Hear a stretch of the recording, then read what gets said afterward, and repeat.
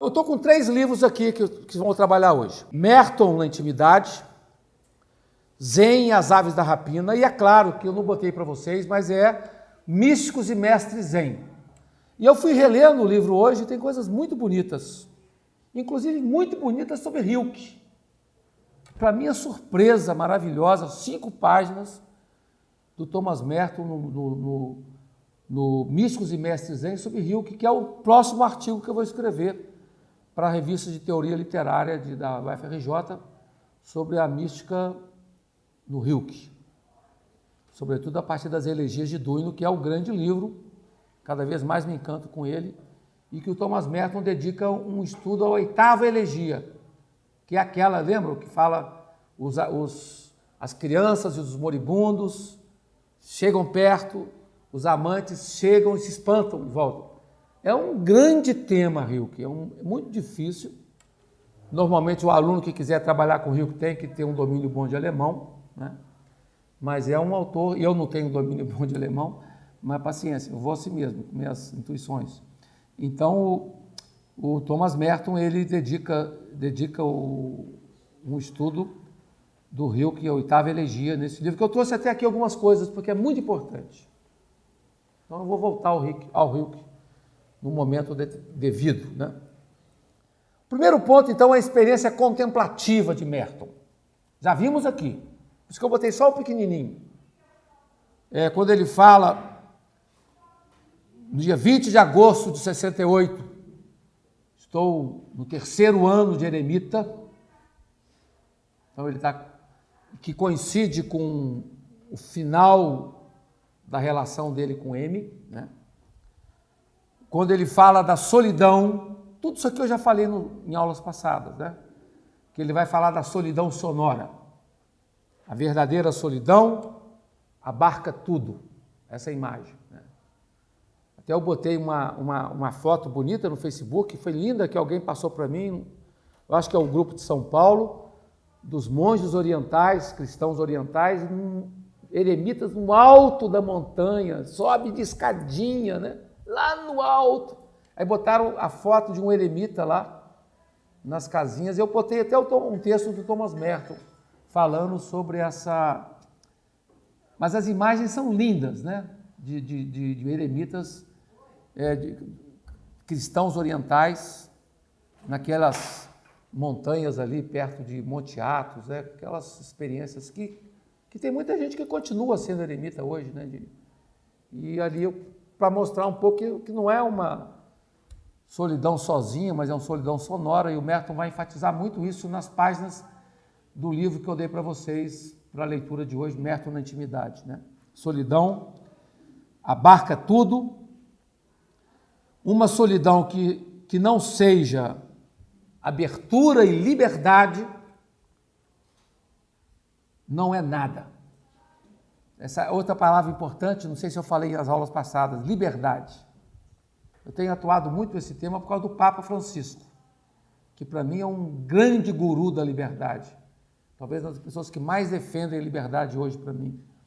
A liberdade de consciência, a resistência à intervenção religiosa sobre os outros, o direito que os outros têm de escolher o seu caminho espiritual. Foi o tema que eu trabalhei muito na aula de mística, diálogo interreligioso, segunda-feira passada, que eu vou voltar a falar aqui também um pouco. Não, hoje não vou falar muito aqui não, mas que eu acho muito importante, né? Essa questão da liberdade. E justamente em função da liberdade, que também no texto que eu dei para vocês hoje, o Thomas Merton vai falar dos desencontros dele com a trapa, justamente por causa das restrições da liberdade, do ritmo militar da trapa. Tudo isso eu já falei também em outras aulas. Então aqui o tema da solidão que abarca tudo. Ele fala do desconforto da trapa na página 317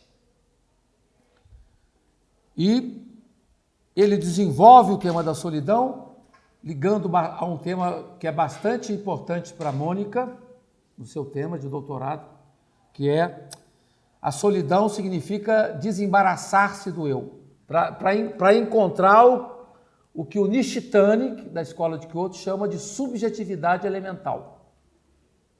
A subjetividade elemental é a subjetividade que nasce a partir da crise do ego, ou da crítica ao ensimesmamento, ou da crítica do apego. É o grande livro do Nishitani, da Escola de Kyoto, chamado A Religião e o Nula, ou seja, a religião e o nada. A solidão é também cuidar de si. Esse tema é muito importante. Quer dizer, o cuidado de si mesmo para poder lidar com o tempo, né? Ter a delicadeza consigo mesmo, né? Quando você fala assim, amar ao outro como a si mesmo, passagem evangélica que até depois um grande teólogo da América Latina, Gustavo Gutierrez, vai dedicar-se a isso também, né? O cuidado de si. E eu passei para me orientando o livro do Gadamer, grande da hermenêutica, que ele fala sobre o cuidado de si, tratamento de si. As pessoas que tratam os outros, elas têm que se tratar, né? Que cuidam dos outros, têm que se cuidar, senão você não consegue cuidar bem dos outros. Então, no fundo, o trabalho de cela é um cuidado de si. Então, não é uma experiência para todos, né? Embora é uma experiência importante. Mas você pode ter menos dragas de solidão, né? Momentos de solidão, né?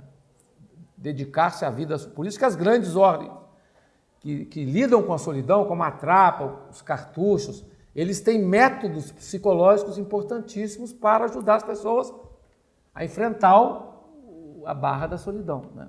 Solidão, então, é o abandono do apego a um ego,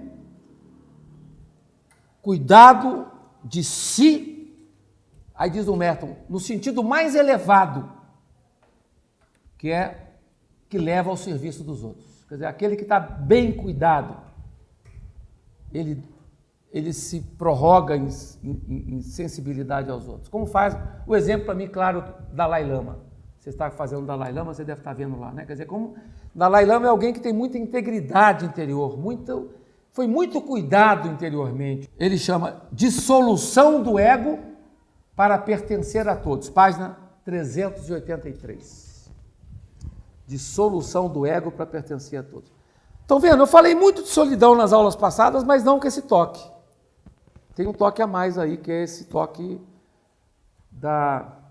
do cuidado de si e da superação do apego, né, do ego e o renascimento da subjetividade elemental, que é o grande tema do Nishitani, da Escola de Kyoto.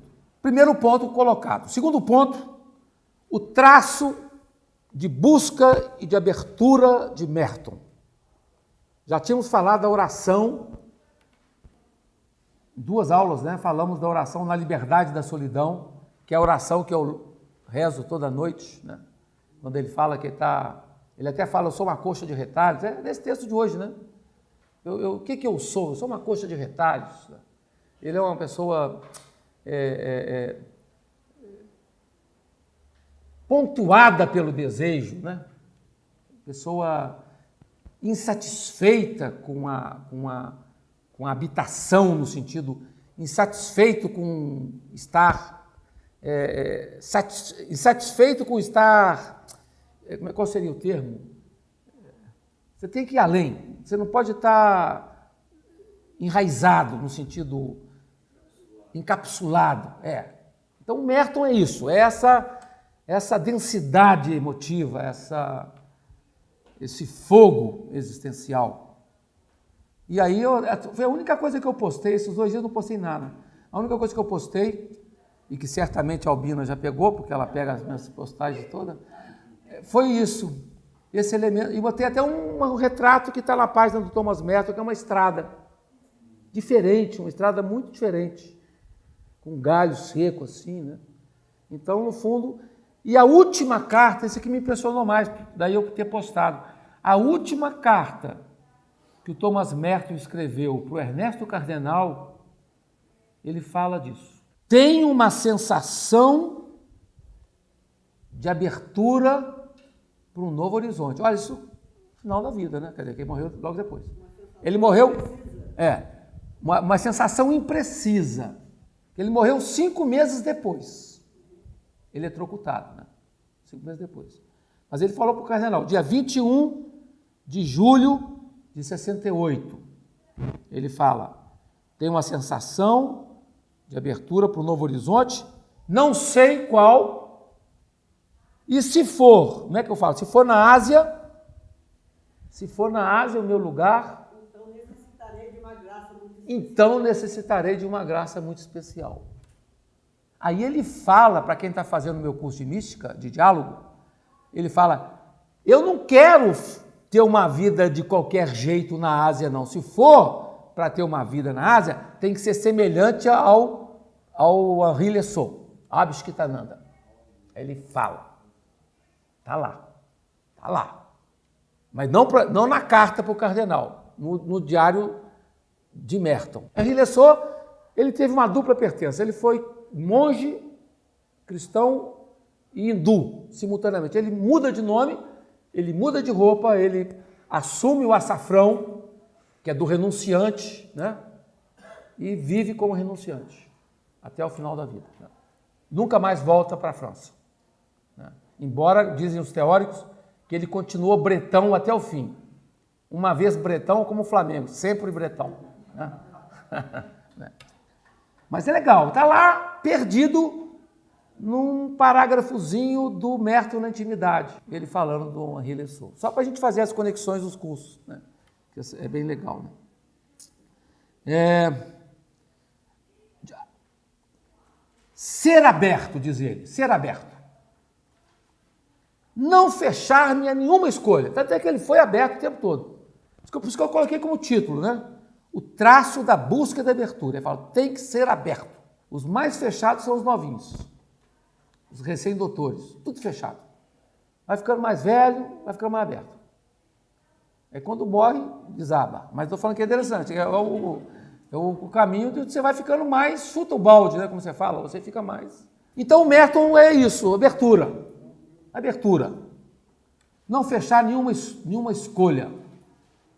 Não se fechar a nenhuma escolha, ser aberto à vontade e liberdade de Deus. E curioso que lá na página 343 ele fala assim, muito importante para eu não fundir a cabeça, sobretudo no momento mais difícil que ele rompe com M, né? Ele encontrou, ele fala, para eu restaurar a minha continuidade, eu leio Eckhart. Assim como muita gente lê João da Cruz, Teresa de Ávila, né? Ele fala, eu para restaurar a minha continuidade, eu leio Eckhart. Ou seja, eu para restaurar a minha continuidade, eu faço o trabalho de cela com autores que são importantes para fortalecer essa minha abertura. Aí eu entro Eckhart, né? Que aliás é o tema, um dos temas do meu curso semestre que vem, Eckhart, também que é um autor muito importante. Né? Há uma necessidade de esforço que vá mais fundo, ir mais fundo, ir além, mudança, transformação. Isso também na página 380. Então, a sede de mudança, sede de ir mais, ir além. Né? E fala, só uma coisa importante nessa vida. Aí usa a palavra que é muito nossa na América Latina. Libertação. Libertar-se. E ele estava para ir para a Índia nessa época. E depois vai fazer um diário na Índia, chama Diário da Ásia, publicado na editora de Belo Horizonte, que é uma editora Itatiaia, que publicou muita coisa de mística no passado. Né? Para quem quer entender o Merton do final, né? O Merton dos últimos tempos. E ali ele fala o seguinte, a única coisa que me intriga é partir para o desconhecido. Quer dizer, o que vai acontecer comigo na Índia? Ele já está assim, né? Porque como ele é muito aberto às novidades e acolhedor das novidades, podia acontecer muita coisa com ele na Índia. E de fato aconteceu. Né? Quando ele chega lá, que também está no texto, né? Diante dos Budas, em Polonnaruwa, ele fala, aqui se conclui minha viagem na Ásia. Eu encontrei a luz. No meio do mato, nas imagens do Buda, né? No meio do mato. O agente turístico que estava com ele, preocupado dele avançar, porque tinha o roteiro para cumprir, e ele se perde diante das imagens, e é uma das passagens mais lindas do Diário da Ásia, quando ele relata o que significou para ele estar ali na presença daqueles Budas. Né? Eu não trouxe para ler, mas é muito bonito, mas não precisa ler hoje, porque nós temos tanto tempo assim. Mas está lá no Diário da Ásia, é uma descrição de uma página, onde o Thomas Merton fala sobre o que é estar diante dos Budas sentados, né? Da imagem ao ar livre, né? Numa ruína, né? Uma ruína turística. Aí ele diz lá na página 386, né? Vou com a mente aberta, toda aberta, sem nenhuma ilusão especial, desfrutar da viagem, tirar proveito, aprender, olha os termos que ele usa, né? Aprender, mudar, talvez encontrar alguma coisa ou alguém, quem sabe uma outra M, né? Ou alguém que me ajude a avançar na minha busca espiritual. Então é lindo, né? Merecia um tópico à parte da minha reflexão final de hoje sobre Merton, né? Quer dizer, alguém que vai na maturidade espiritual pronto a aprender. Isso é um exemplo para qualquer professor, né? Está sempre em abertura. Isso na página 386. É uma anotação do diário dele de 9/9/68, pouco antes da morte. Pouco antes da morte. Esse é o ponto 2. Ponto 3. A experiência interreligiosa de Merton, que é o nosso tema mais forte hoje, que seria Merton e o Zen Budismo. Mas eu ampliei, botei interreligiosa, né? E claro que vai ser mais focada no budismo, né? A sentença que o Merton escolhe para abrir a reflexão deste livro, que é um livro que, aliás, foi editado por uma editora leiga. Civilização brasileira não tem nada de religiosa. Você vê como é que o Merton era querido, né? E era publicado fora do círculo das livrarias religiosas, né? A sentença Zen que ele escolhe é a seguinte: melhor ver a face do que ouvir o nome. Melhor ver a face do que ouvir o nome. Linda, linda expressão, né? Com o Dalai Lama. Com o Dalai Lama, ele relata, página 399 e 403, ele relata o encontro com o Dalai Lama. E ele diz, o Dalai Lama impressiona muitíssimo como pessoa. Então, a impressão que Dalai Lama causa para Merton é a mesma impressão que Merton causa para o Dalai Lama, tá? É mútuo. Você vê hoje o Dalai Lama falando no livro que você comprou lá, né? Como é que chama, Aguinaldo? A Ponte para as Religiões tem umas 4 páginas do Dalai Lama falando sobre Merton. E é linda, né? São lindas as colocações, né? Aí eu botei, eu falei para vocês dos sonhos de Thomas Merton, um deles, o Sibelius falou, né, do sonho do Barthes examinando o Mozart no exame e tendo que aprovar o Mozart, né? É um dos sonhos. E outro sonho que ele relata na página 401, ele sonhou que ele era budista e estava vestindo o hábito budista. Então é outro sonho do Merton. Já falei para vocês que é um tema interessante, os sonhos, né? Tentar recolher os sonhos do Merton, são muitos, né? E são muito fortes os sonhos. Todos traduzem o que ele é. Só que é um tema dificílimo, né? Você que mexe com isso, né? Ou não é difícil? Seria um tema lindo, mas é difícil, né? Alguém trabalhar os sonhos de Merton, né? Tem que ser um bravo psicanalista que não seja fechado também, né? Talvez de corte junguiano, sei lá, mas que é um tema interessante, né? E aqui eu chamo a atenção para um outro ponto, porque ele tem encontros com budistas tibetanos e tem encontro com zen budistas. E a formação do Merton teórica é mais com o zen budismo. Daí o grande ponto de contato dele, que é o Suzuki, que cada vez me encanto mais com o Suzuki, né? Cada vez me encanto mais com o Suzuki. ele se encontrou com Chatral Rinpoche no eremitério, 16/11/68, já perto de novo da morte. E tem uma frasezinha solta lá, na página 407, onde ele fala assim: o encontro com Chatral Rinpoche, de mútuo e completo entendimento de pessoas que estavam, de alguma forma, à beira da grande percepção do real. Isso é uma força essa frase. Você está na beira da percepção do real. E me faz lembrar uma cena interessante, quando João Paulo II visitou um guru hindu, acho que foi hindu, ele sobe na plataforma onde estava o guru, Papa João Paulo II, não fala nada e o outro não fala nada. Foi um encontro de silêncios, de olhares, e volta. Teve uma palavra. Né? E eu estava lembrando da sua fala da aula retrasada, porque eu estou trabalhando muito com Roland Barthes. Roland Barthes é um dos grandes estudiosos do Haikai. E o Roland Barthes, num dos seus livros, são 2 ou 3 livros, e ele fala justamente que aquilo que você falou, quer dizer, a fala do Haikai é quase não linguagem, né, nesse sentido. Né?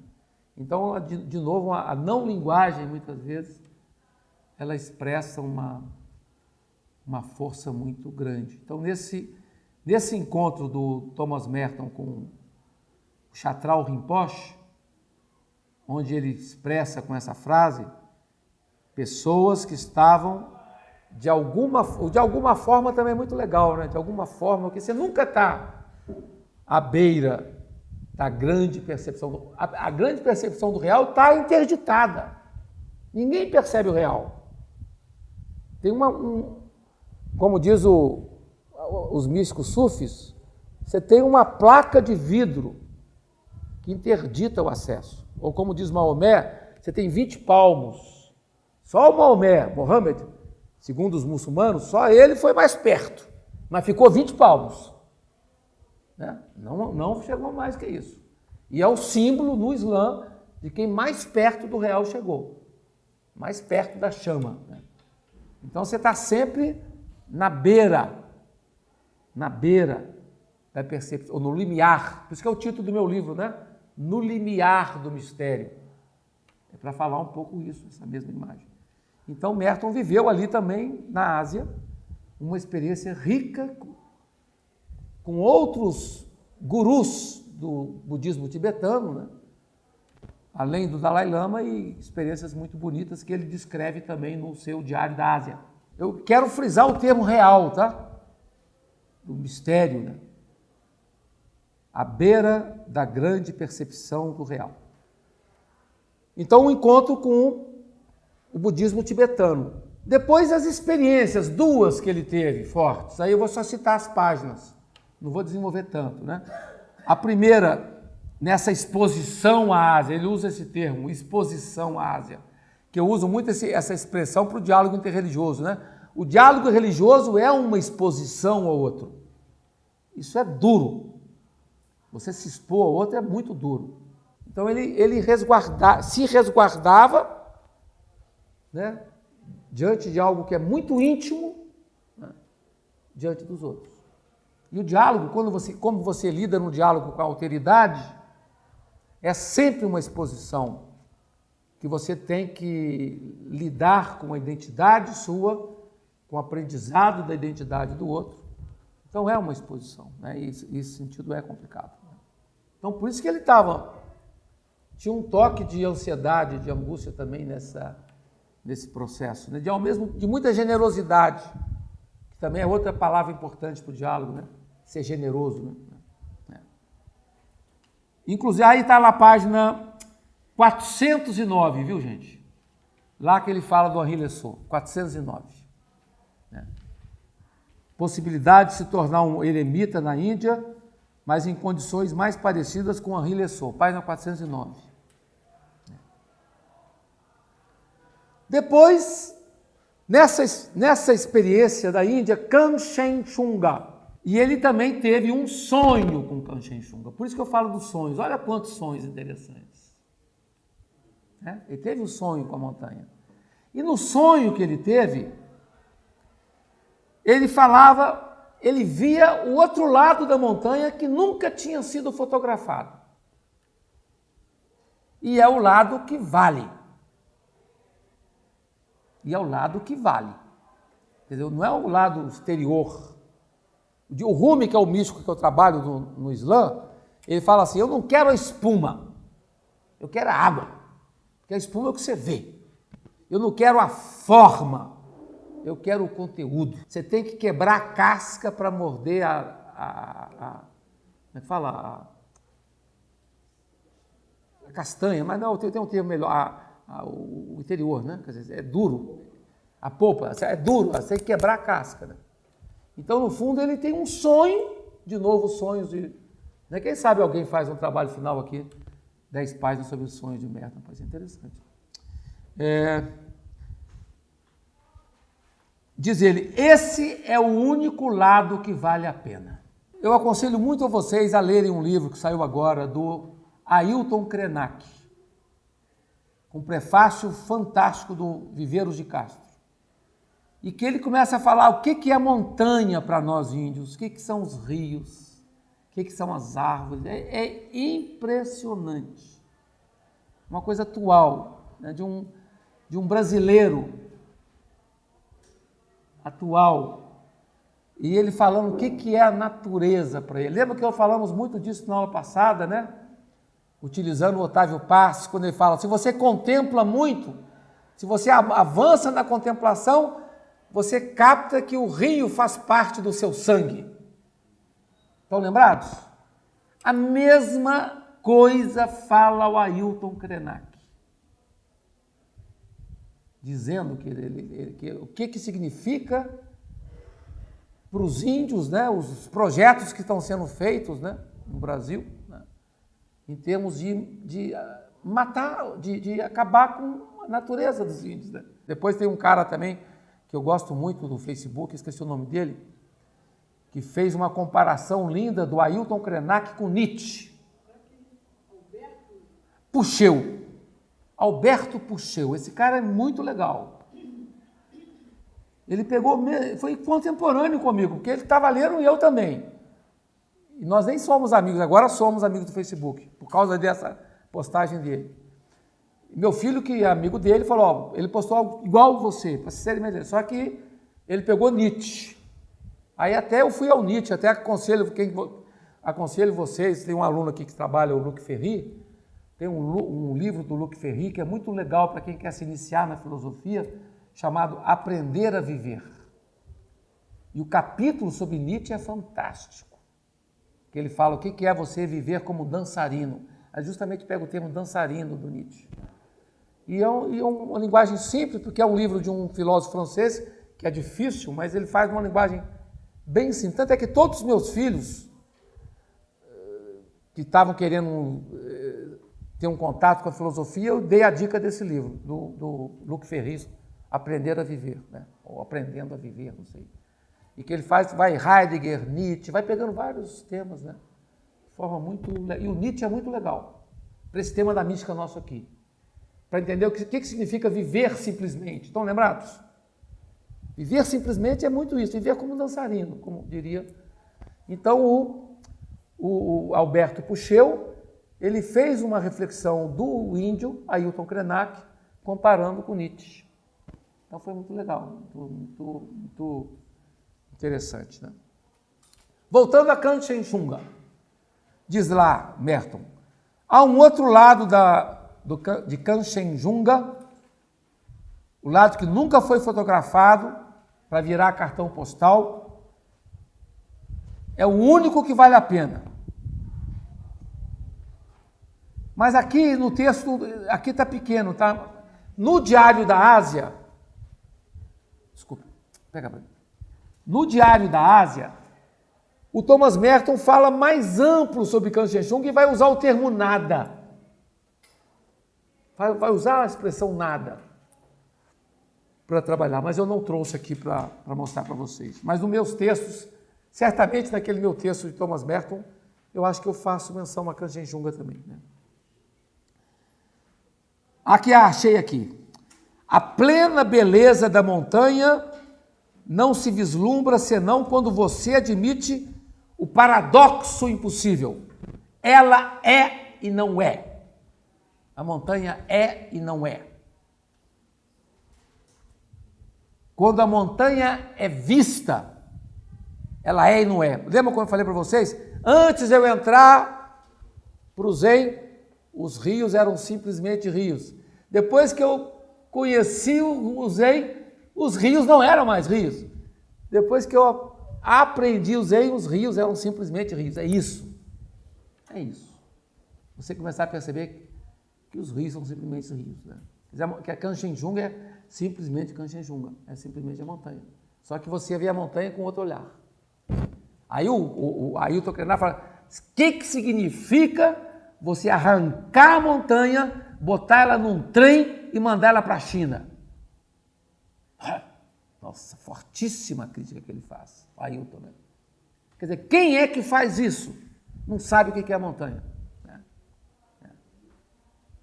Ou como dizia lá um livro lindo daquele compositor mineiro, Tavinho Moura, que ele lançou o livro aqui em Juiz de Fora, na época do jejum do bispo lá no São Francisco, né?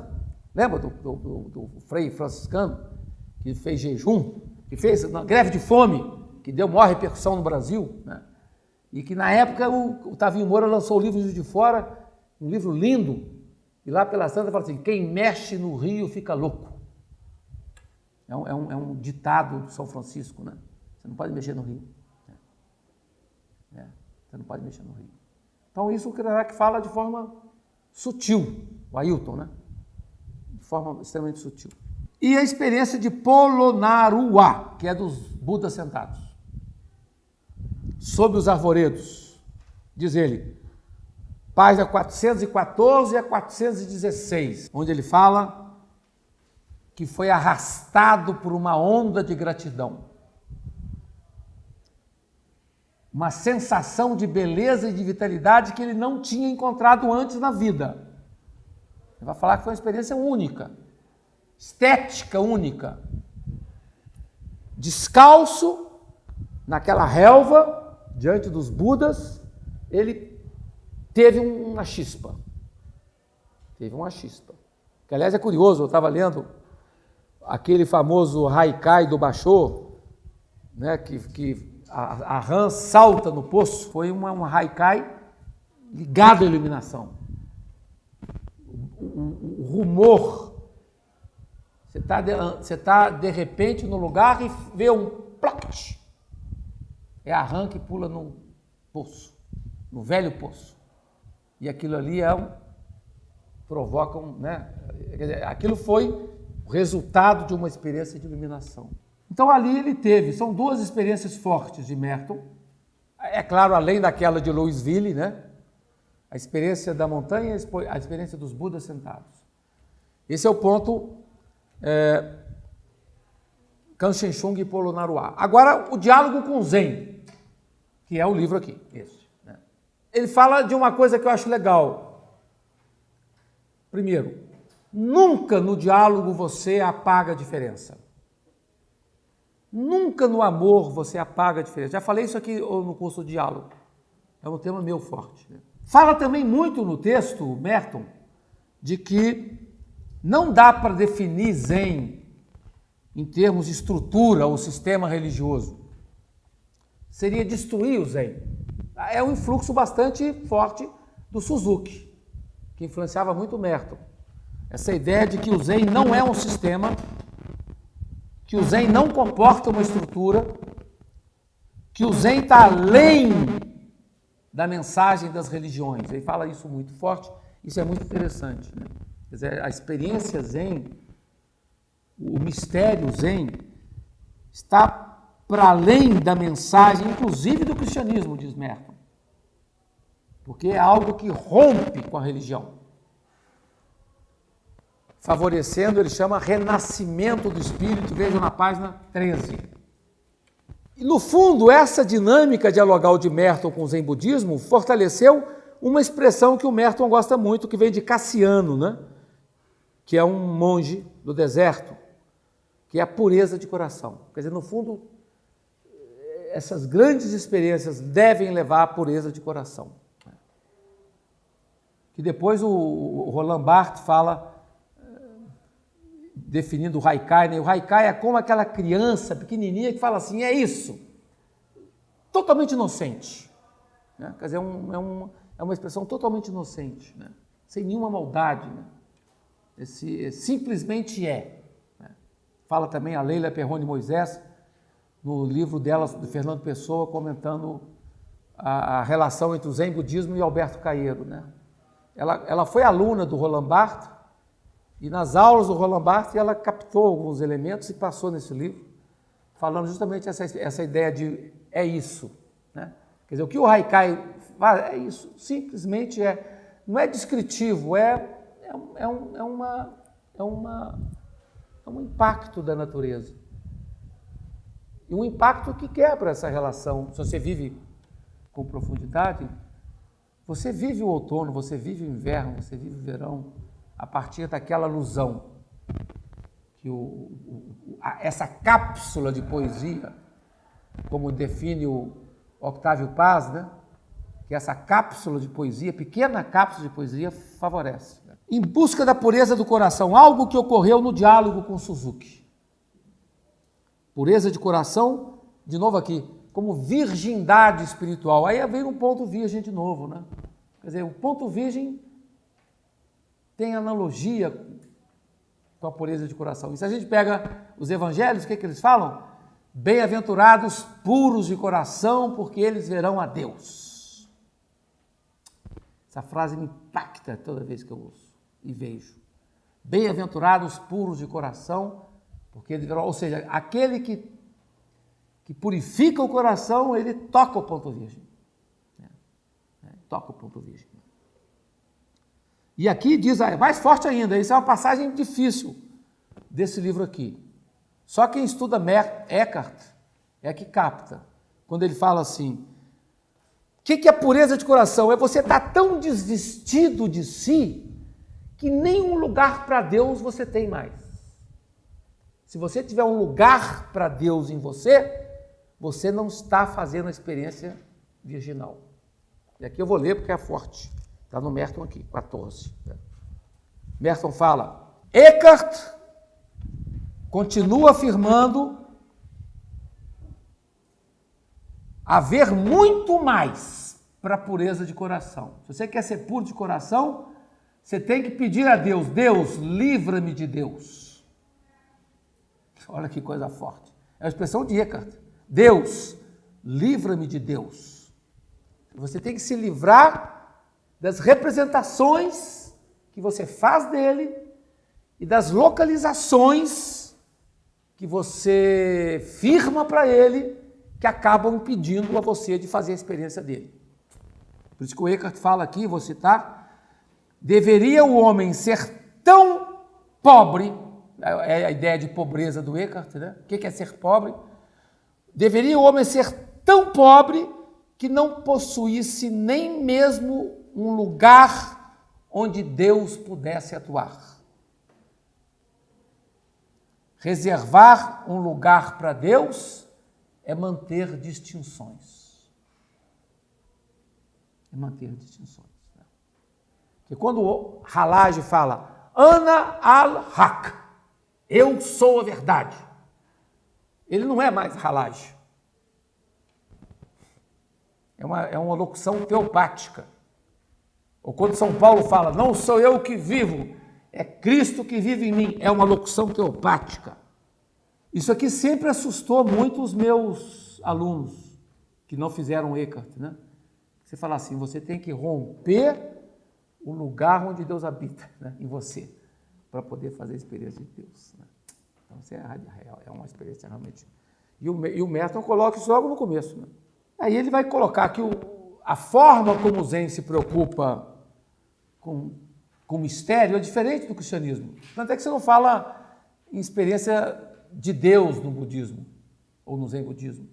Alguns até falam, até que ponto é a espiritualidade o Zen? É uma discussão aberta, né? Até que ponto é religião o Zen? É outra discussão, né? Então o Merton fala, o Zen não está preocupado com isso. O Zen está preocupado com quem, então? O Zen está preocupado com uma base inexprimível da experiência direta. Quando eu estou com fome, como. Quando eu estou com sono, durmo. É que você quer a experiência direta, né? A experiência instantânea, imediata. Né? A plenitude do instante, diz o Dogen, né? Cada instante é um instante de plenitude. Por isso que o Haikai é bacana para isso, ele capta um instante, né? Capta um instante em cápsulas pequenas, explosivas.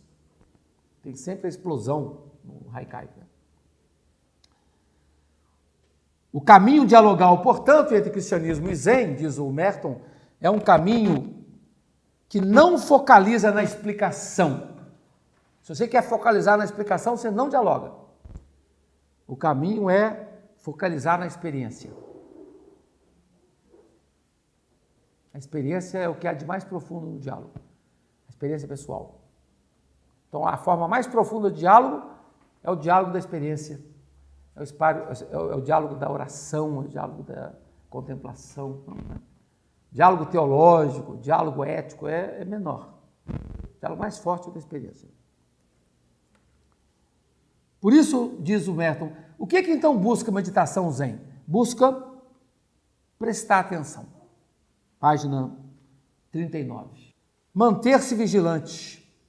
De novo é a arte marcial. Né? Manter-se... 100%.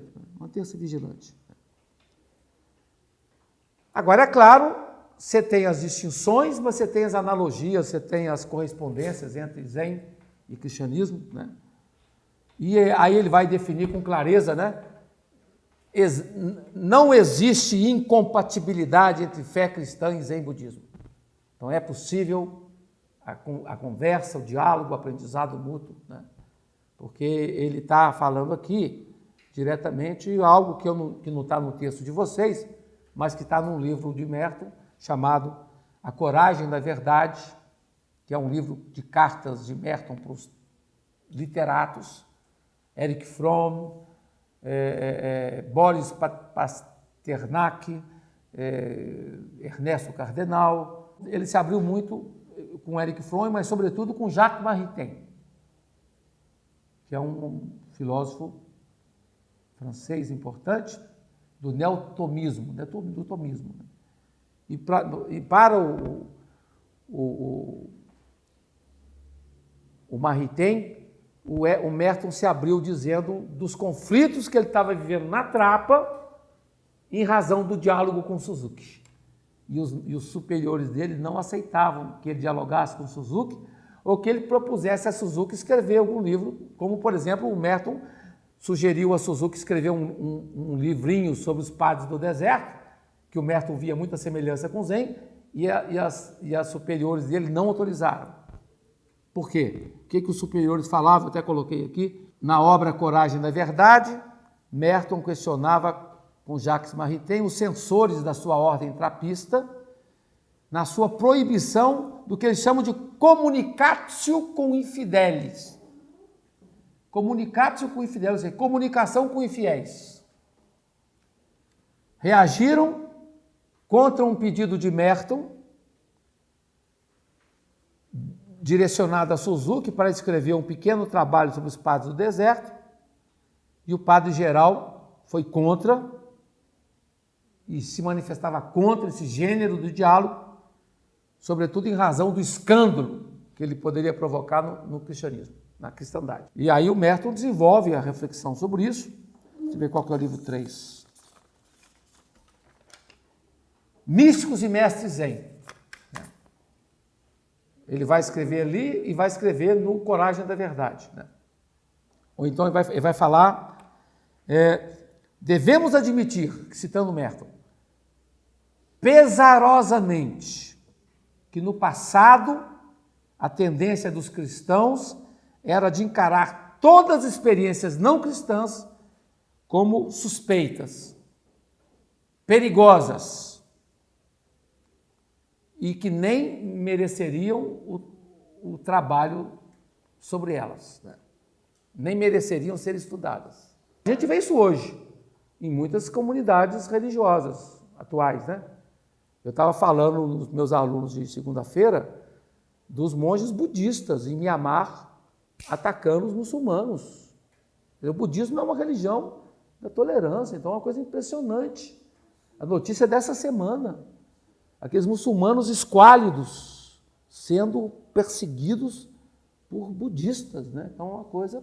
Você vê que o exclusivismo é em todas as religiões, não é só nas religiões monoteístas, né? Como a gente ouve falar, né? É duro. Então, aí o Merton usa uma expressão bonita e fala assim: nada mais triste do que as generalizações arrasadoras. Bom, aí é o último ponto da diálogo em profundidade. Quarto ponto. Então, só para relembrar os pontos, né? Primeiro, a experiência contemplativa. Segundo, o traço da busca e da abertura. O terceiro, a experiência interreligiosa, abordando o budismo tibetano, as experiências de Kanchenjunga e Polonnaruwa, o diálogo com o Zen e as dificuldades no diálogo. E agora aqui é o ponto mais central, que é o diálogo em profundidade, que é a expressão do Merton. Merton, isso está no livro que vocês não leram, sobretudo, o livro 3, Místicos e Mestres Zen. Ele vai usar um termo que eu gosto muito, ele fala oikomene, que é a casa, né? A nossa casa. Uma coisa é o ecumenismo, que é o diálogo das religiões cristãs. Outra coisa é o diálogo interreligioso, que envolve outras religiões. Mas muitos autores falam de um ecumenismo planetário, como, por exemplo, Planicar. Ou então um ecumenismo mais ecumênico, né? Outros autores, né? E o Merton fala disto. É necessário uma ecumene mais ampla. Esse termo bacana, super legal. E me serviu como luva, porque eu estou fazendo a apresentação de um livro de um especialista em diálogo interreligioso de Santa Catarina, me pediu para fazer o prefácio do livro dele. Eu estava sem inspiração, hoje veio toda, né?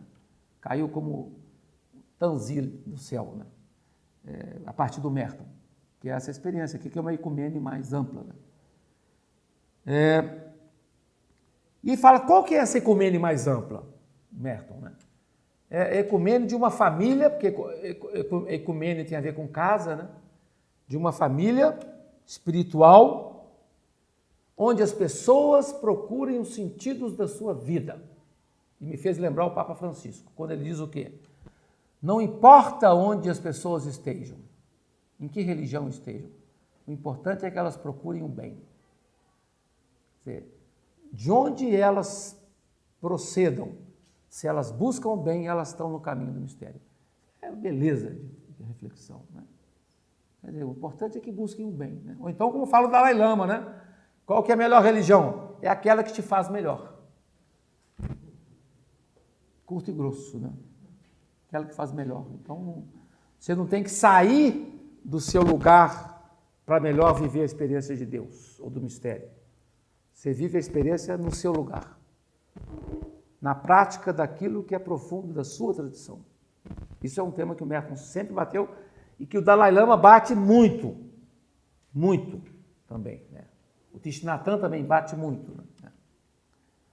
O Zen e a insistência numa prática concreta, que já falamos tanto aqui no curso, não nesse, mas no outro de Mística Zen Budista, né?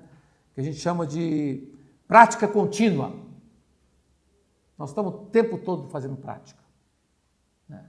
Gioji, prática contínua. Acordamos fazendo prática contínua, né?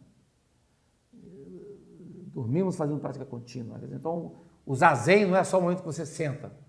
Ele se esparrama pelo dia fora, né? Nas experiências que você tem com o cosmos, com os outros, né? E com as experiências negativas também. Aliás, é muito forte do vídeo que você postou do Pablo Benedito, falando sobre o mal, em que medida Deus abraça o mal. É fortíssimo aquilo, fortíssimo. Ele faz uma reflexão sobre isso no vídeo, né? Qual que é a relação entre o Deus poderoso e o mal, né? Que medida é um tema difícil de abordar. Eu sempre fujo desse tema, como eu posso, mas é interessante que o Pablo pegou, como diz no Zen, né? Pelo chifre, né? A temática e desenvolveu com muita tranquilidade. Por isso que vale a pena vocês assistirem, é interessante essa parte, né? Então, o Zen é insistência na prática. É mais na prática do que no estudo e na reflexão. A ênfase na prática, né? O elemento central da prática. Aí talvez a resistência da academia com o Zen, né? A academia tem dificuldade com experiência, com prática. A academia gosta de narrativa, teoria, né? É um pouco, de novo, o texto não sei se você leu, do José Jorge Carvalho, né? Que ele fala isso, né? Quer dizer, a dificuldade da academia com o nativo, né? Com a experiência prática religiosa do nativo. Aqui, citando o Merton, o Zen é a percepção plena do dinamismo e da espontaneidade da vida. Já falamos em aulas passadas. E por isso não pode ser aprendido pela simples introspecção, e muito menos pelo sonho. Se eu não entendi direito, está enigmática essa frase dele. E Suzuki, diz o Merton, é Suzuki que afirma: o Zen deve ser agarrado com as mãos nuas. Ele exige, então, o Zen exige atenção, esforço, né?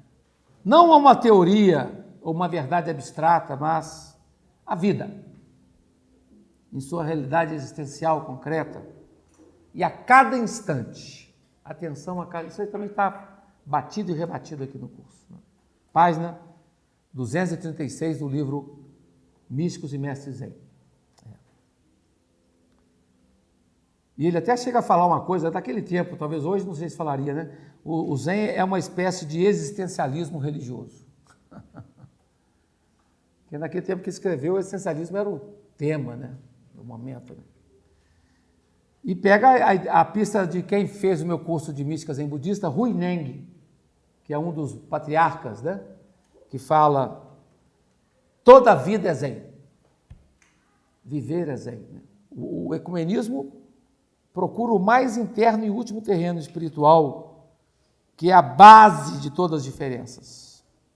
O diálogo ecumênico, sentido amplo, deve ir além da mera diplomacia. O diálogo deve ir a um nível mais profundo e mais pessoal, ou seja, mais profundo do que testemunham as tradições religiosas e mais pessoal do que o que aparece no culto externo e na doutrina formulada.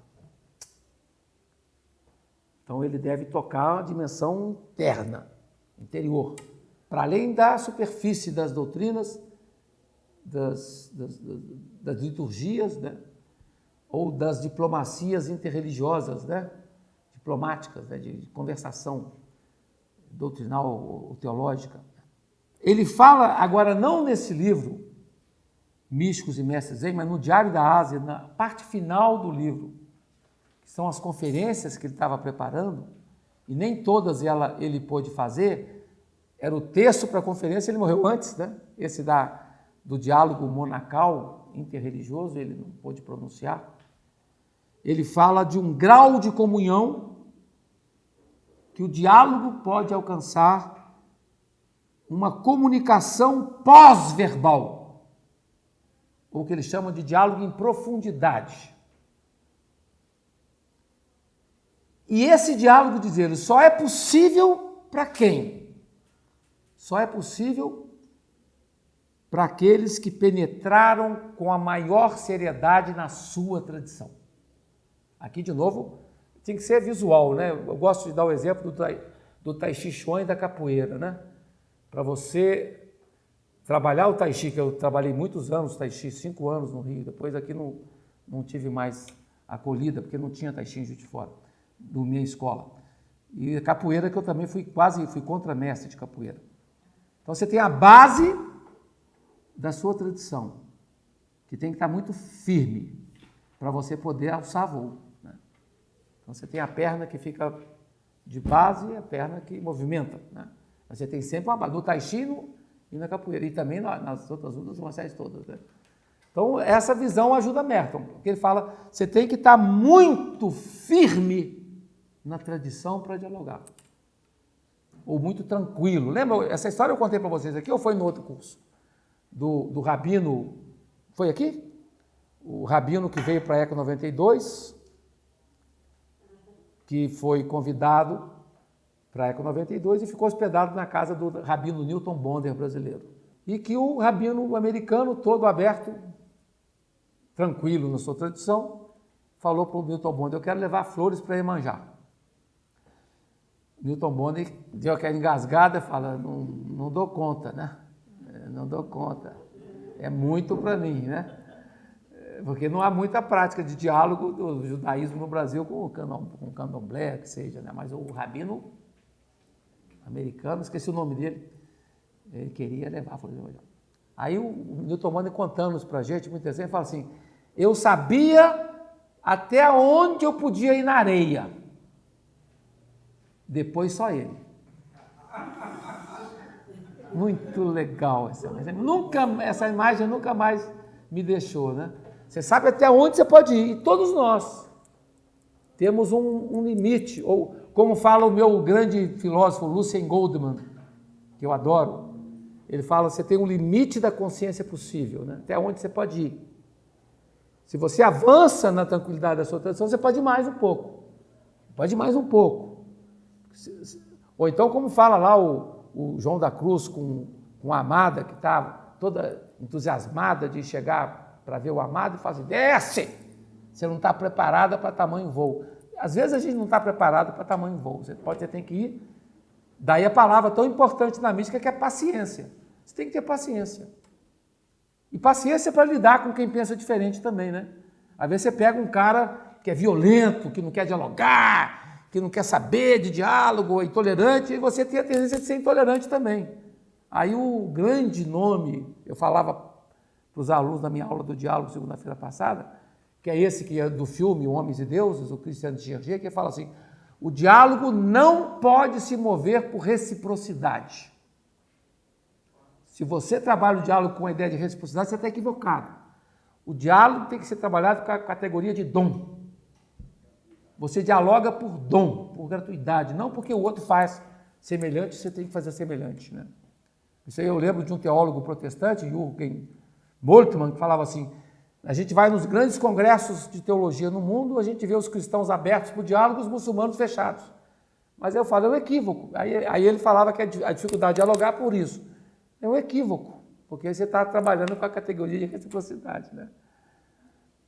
Você tem que dialogar por um dom, por ter um espírito dialogal, e não porque o outro dialoga, você vai dialogar.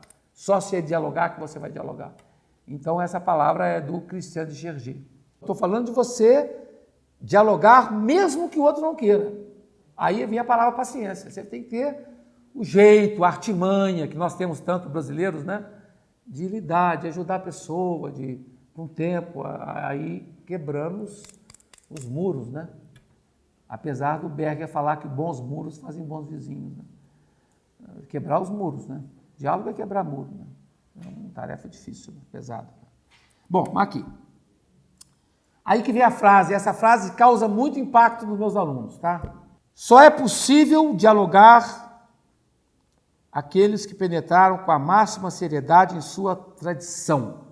Aqui ele fala tradição monástica, porque ele está falando de diálogo monástico, mas isso vale para quem não é monge também, né?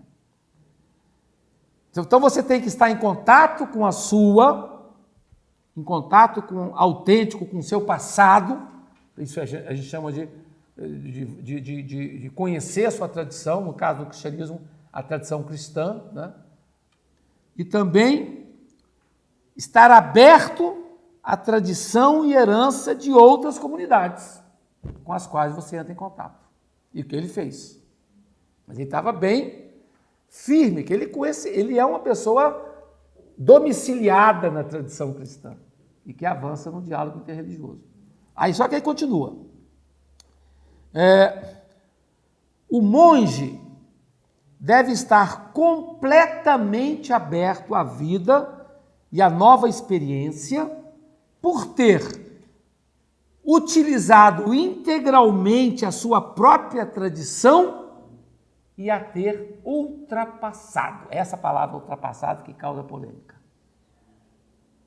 O monge deve estar completamente aberto à vida e à nova experiência por ter utilizado integralmente a sua própria tradição e a ter ultrapassado. Você está na sua religião, situado na religião, na medida que você aprofunda em direção ao real, a sua tradição, ela fica pequena. Embora você ame a ela e está vinculado a ela, mas você ultrapassa. E você consegue perceber, lembra que eu falava para vocês? O barulho de sonda que acontece em outros lugares. Só que ele fala, penetrar com máxima seriedade sua própria tradição e estar aberto. E essa abertura vai avançando. Ele fala, totalmente aberto, a ponto de você utilizar integralmente a sua tradição e ultrapassar. Quer dizer, ficar livre. Livre para receber os impactos e a presença irradiadora do mistério onde quer que ela aconteça. A ponto dos místicos falarem assim, eu creio em todas as crenças. Você deixa de se fixar nos ramos e vai na base, no princípio. Halage falava isso. Nós temos que nos vincular ao princípio fundamental. E a gente se vincula ao princípio pelos ramos. Mas você não pode ficar só preso no ramo. Que você acaba perdendo dimensões do bem que aparecem em outros galhos. Você tem que estar aberto. Vinculado, mas aberto, nesse sentido. Bom, concluindo.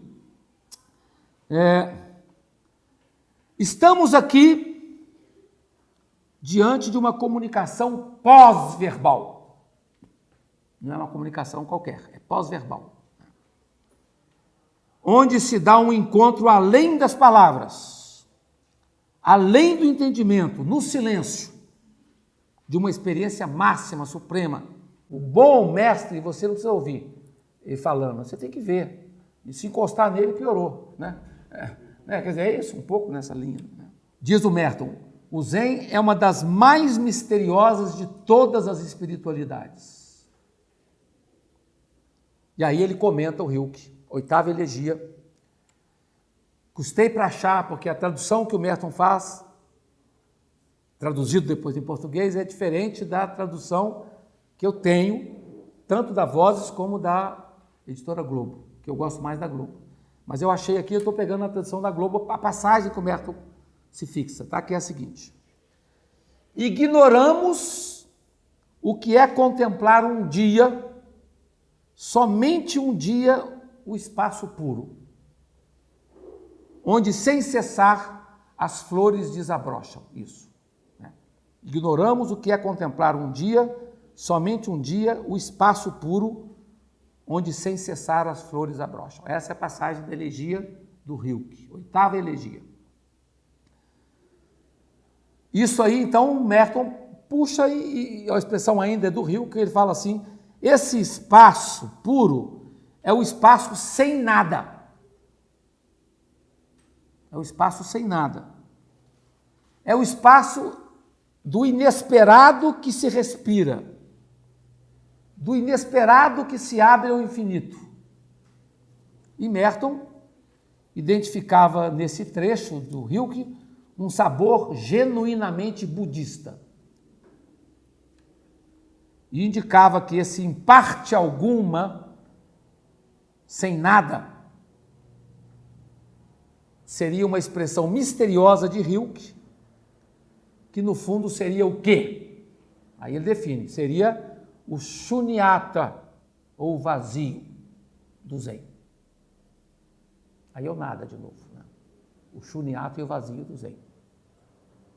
E Merton complementa a reflexão falando na consciência pura, aí é o seu tema, consciência pura.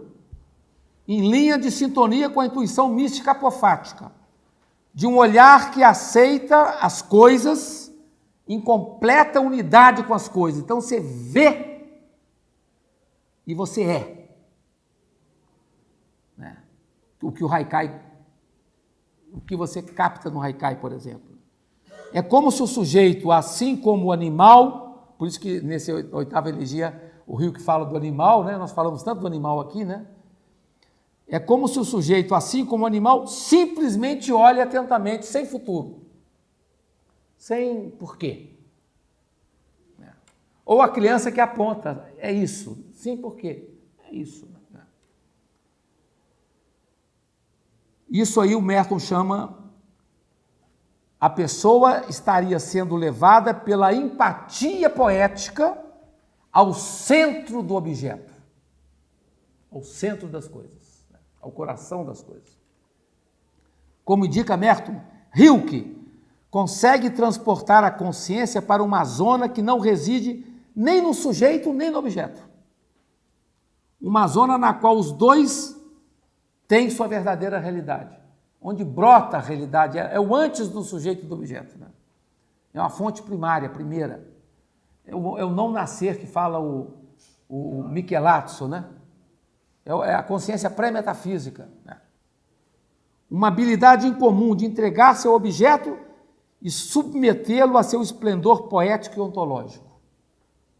A consciência poética de Rilke confunde-se às vezes com a consciência pura do Zen. Só que aí tem uma coisa nova do Merton. Fala assim, a gente tem a tendência a achar que a consciência poética do Rilke é a mesma consciência pura do Nishida. Mas o Merton fala, não é. Agora eu vou dizer por quê. Aí a semelhança com Heidegger. Ou melhor, a semelhança de Rilke com Heidegger. Por quê? Vou explicar. Rilke aspira a isso. Aspira, mas não consegue.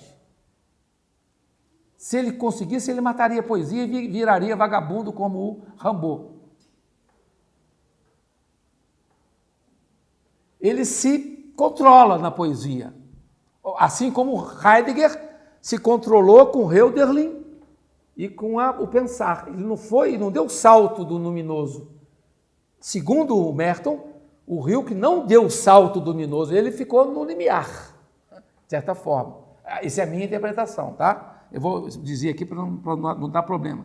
Ele fala, Rilke aspira, mas a consciência de que fala é exclusivamente poética e estética. Embora isso aí levante uma questão séria para nós. Em que medida é possível uma consciência poética ser luminosa? Eu acho que é possível. O Merton acha que não. Porque aí também, aí não sei, eu não quero fechar essa questão, mas é interessante. Né? Ele fala, Rilke se contém numa consciência exclusivamente poética e estética. Permanece aceso em Rilke a vulnerabilidade ao sentimento e ao êxtase. A vulnerabilidade ao êxtase. Ele não deu o salto do êxtase radical, na interpretação do Merton. Né? Porque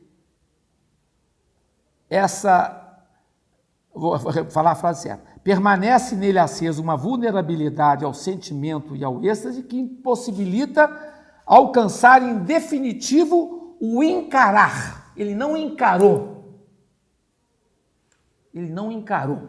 Essa expressão aqui botei em aspas que é do Merton. Encarar o quê? Né? Ele não encarou, porque se ele encarasse, muito possivelmente teria que silenciar sua voz poética. Se ele encarasse, por isso que o Rilke fala, mas o Rilke dá um ponto e fala assim, a criança e o moribundo, o amante se aproxima e assusta. De certa forma, diria o Merton, o Rilke também se assusta, né? E se mantém sob controle na sua expressão poética. Né? E, para finalizar, Isso aí fica para quem quiser a página 262, 263 do Místicos e Mestres Zen, onde ele fala da consciência pura, tá?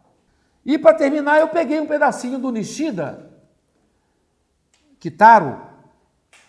O livro chama Um Estudo sobre o Bem, eu tenho versão italiana, onde ele fala o que é consciência pura, tá? O que é consciência pura? Diz o Nishida. Seria uma consciência, uma experiência sem nenhum acréscimo de discernimento reflexivo. Sem experiência pura. Sem nenhum acréscimo de discernimento reflexivo. Você fala assim, olhai os lírios do campo, os pássaros, é isso. O Ueda fala, para aí! O cristão continua, mas é simplesmente aí. Né? Aí continua o Nishida. Seria uma experiência sem nenhum acréscimo. Aquele átimo, que é uma expressão que tem em português também, né? Aquele instante, aquele átimo, no qual se veem as cores e se sentem os sons de forma pura. Aí o músico, o artista também, né? Você pega um Bracha de Juiz de Fora, que é um louco da pintura, né? Vocês já viram um Bracha pintando? Ele põe uma música clássica e loucamente explode tudo por perto. Né? É um dos maiores artistas de Juiz de Fora, né? De mais impressionantes. Né? Aquele átimo no qual se veem as cores, se sentem os sons de forma pura. Isso ocorre sem pensamento, por isso que é não pensamento. Não pensamento. É uma experiência imediata, não há sujeito nem objeto. É o modo mais puro de experiência.